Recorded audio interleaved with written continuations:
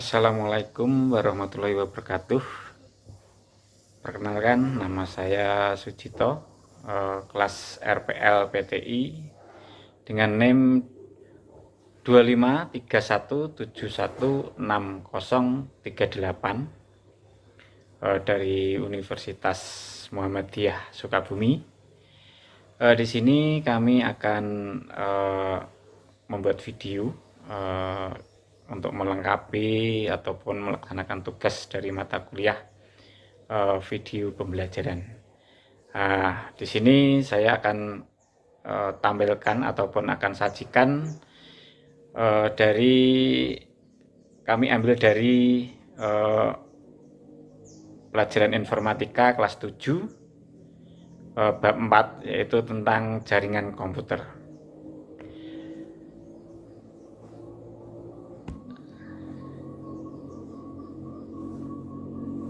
Bab 4 yaitu di dalam sistem komputer, yaitu dengan tujuan pembelajaran, yaitu setelah mempelajari bab ini, itu siswa khususnya kelas 7 mampu menjelaskan bagian-bagian sebuah sistem komputer, bagaimana sistem komputer bekerja dan bagaimana data dikondisikan. Pada era digital saat ini, banyak kegiatan kita yang tergantung pada peralatan komputer. Tahukah kalian bahwa komputer bisa membantu kegiatan kita karena adanya sistem komputer? Dan bagaimana kerja komputer itu sendiri? Saat ini komputer ataupun ponsel telah banyak membantu manusia dalam kehidupan sehari-hari. Hal itu dapat terjadi karena adanya sistem komputer yang merupakan gabungan dari perangkat keras dan perangkat lunak. Analogi perangkat keras adalah misalkan sebuah gitar, dan perangkat lunaknya adalah lagu yang dimainkan pada gitar itu sendiri.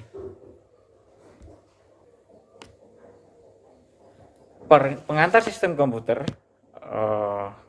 komputer adalah kata dari bahasa Inggris, yaitu to compute, yang artinya adalah menghitung.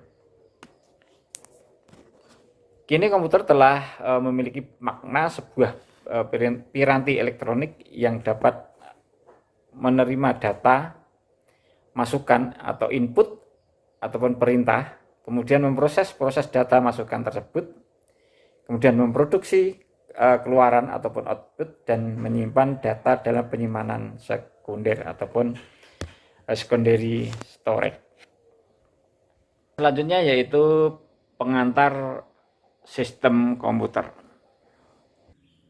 Sistem komputer atau membutuhkan perangkat keras dan perangkat lunak untuk berfungsi. Selain komponen internal komputer, perangkat keras tambahan diperlukan pengguna untuk berkomunikasi dengan sistem melalui input dan output. Perangkat lunak dalam sistem komputer memungkinkan perangkat keras berfungsi dan pengguna melakukan tugas. Perangkat lunak dalam sistem komputer dibagi menjadi dua jenis utama, yaitu perangkat lunak sistem dan perangkat lunak aplikasi. Di sini kami tampilkan berbagai perangkat di dalam sebuah komputer, yaitu perangkat keras, berupa perangkat keras komputer yang pertama ya. Perangkat komputer yang memiliki wujud fisik yang nyata, dapat disentuh ataupun dipindahkan, yang dapat berguna sebagai perangkat masukan atau input, dan keluaran itu berupa output ataupun output. Pemrosesan atau prosesor, kemudian ada memori dan penyimpanan atau storage. Yang pertama, perangkat masukan ataupun input device.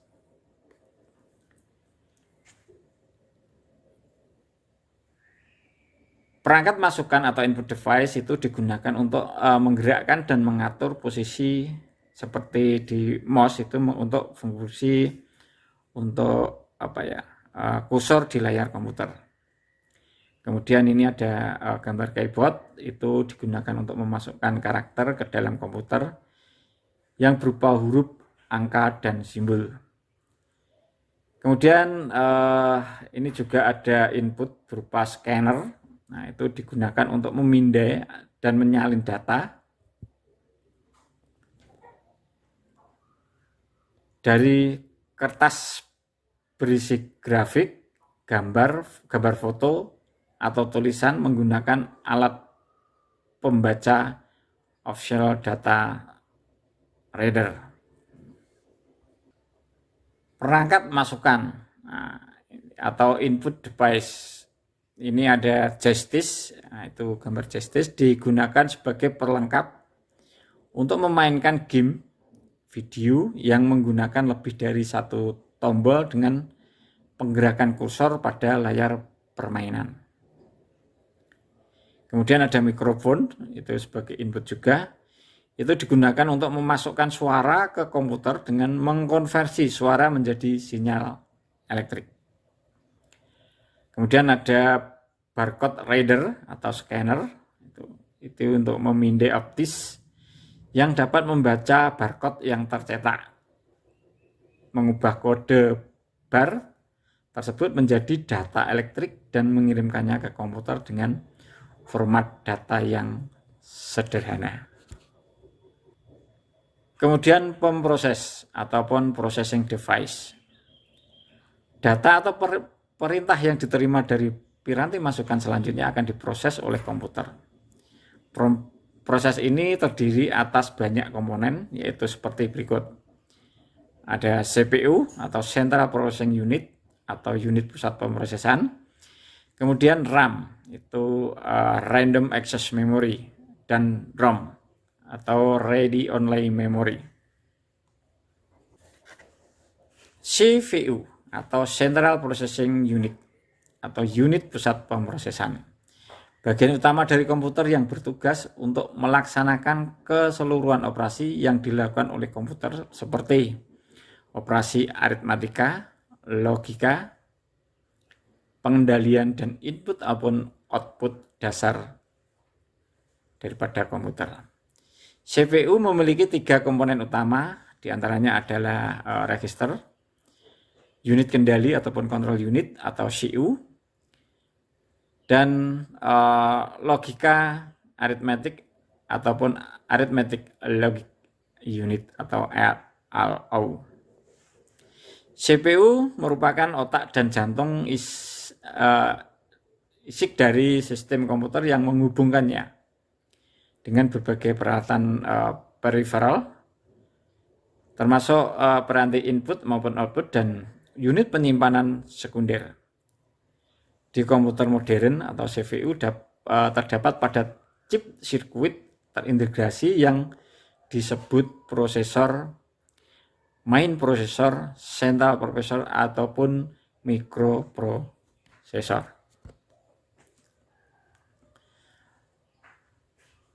CPU akan mengatur dan mengintegrasikan kerja dan komponen serta akan memilih dan mengambil instruksi dari memori utama atau register sesuai urutan dan penerjemahan untuk mengaktifkan elemen fungsional lain dari sistem.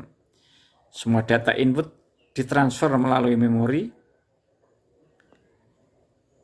atau memori utama ke ALU untuk diproses yang melibatkan 4 fungsi aritmatik dasar, yaitu penjumlahan, kemudian pengurangan, perkalian, dan pembagian, dan operasi logika tertentu seperti perbandingan data dan pemilihan.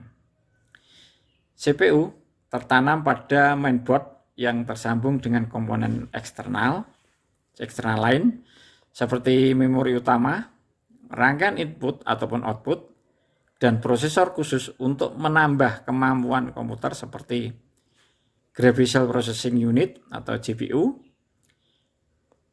Kecepatan diukur dengan kecepatan clock speed yang dinyatakan dengan 1 Hz. Saat ini kecepatan clock GPU pada orde megahertz atau MHz, megahertz dan gigahertz. Random Access Memory atau RAM dan Read Only Memory ataupun ROM, disingkat ROM ya. Pemrosesan dengan menggunakan CPU tidaklah efisien untuk data yang besar sehingga diperlukan tempat penyimpanan tambahan. Nah, piranti ini tersebut tertanam pada mainboard atau motherboard komputer yang terdiri dari atas Random Access Memory RAM dan Read Only Memory ataupun ROM. Random Access Memory atau RAM dan Read Only Memory atau RAM.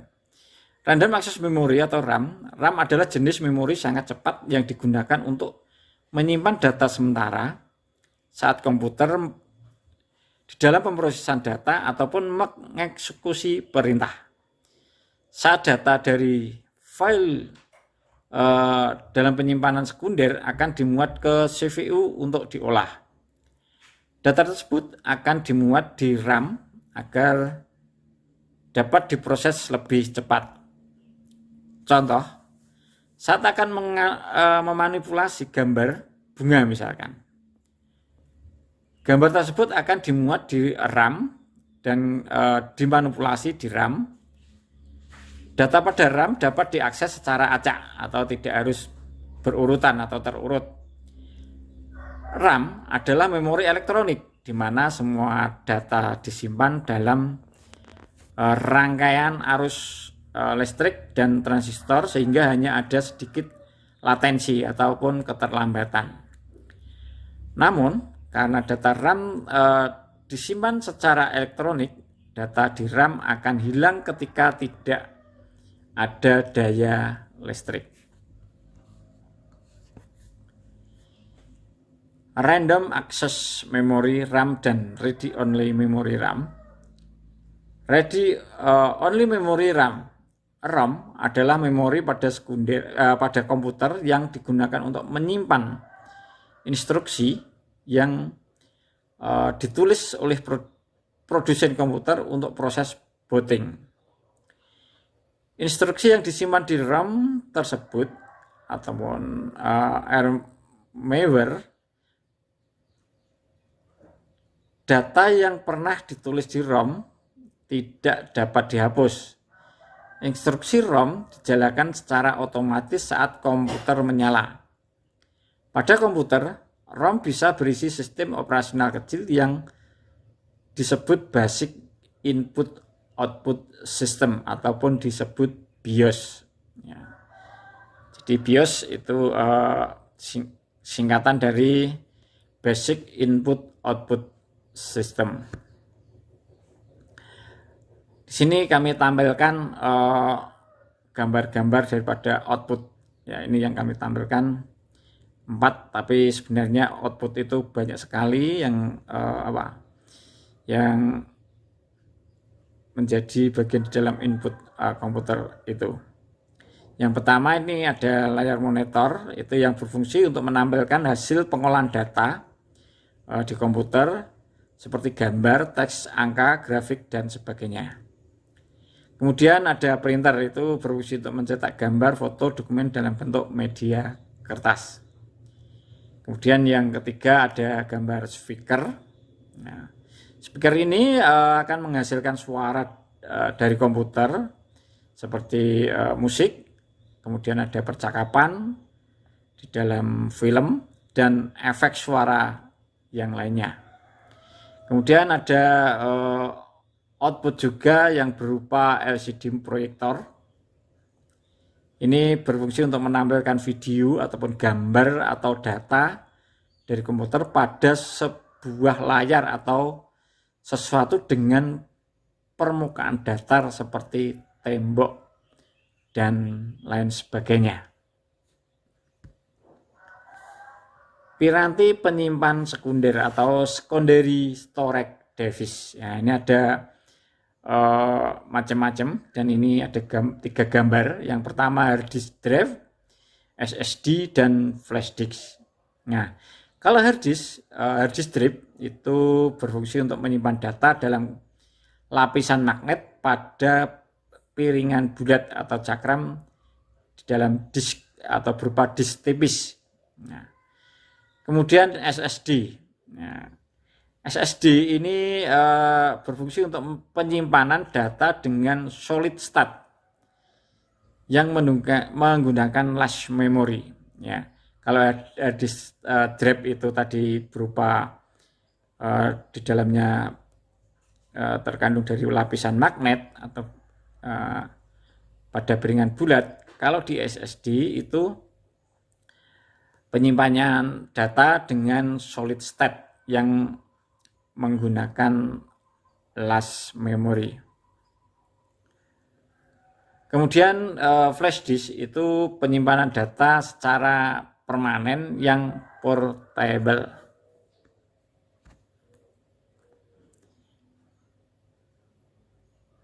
Piranti penyimpanan sekunder atau secondary storage device. Nah, ini ada alat untuk menyimpan juga. Ini kalau ada 3 macam. Yang pertama CD-R ataupun DVD-R. Kemudian ada memory card, ada cloud storage. Nah,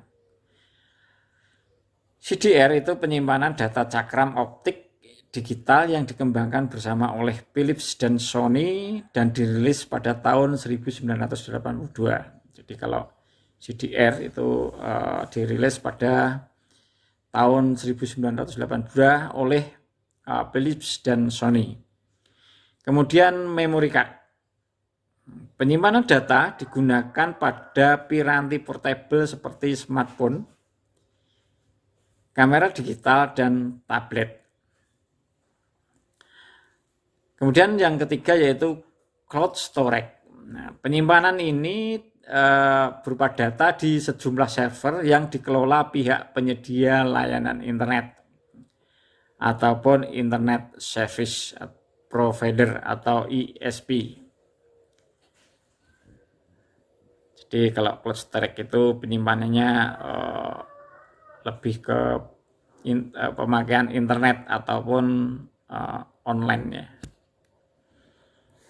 Kemudian yang kelima ini ada piranti lainnya seperti ada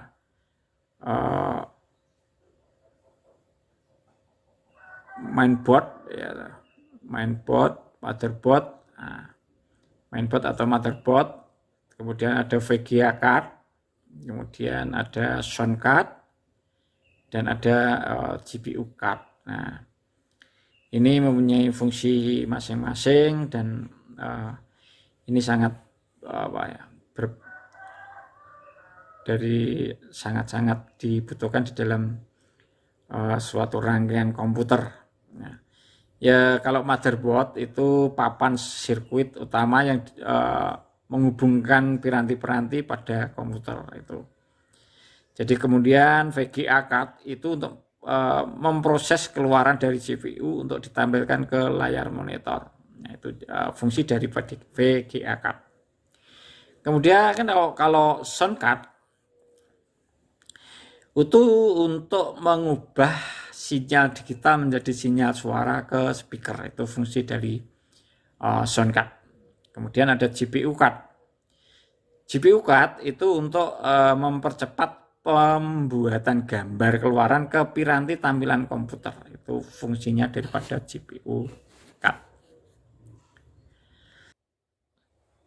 Saya kira untuk materi sampai di sini dulu, dan inilah saya ulangi bahwa ini pembuatan video ini untuk melengkapi daripada tugas mata kuliah di Universitas Muhammadiyah Sukabumi, dan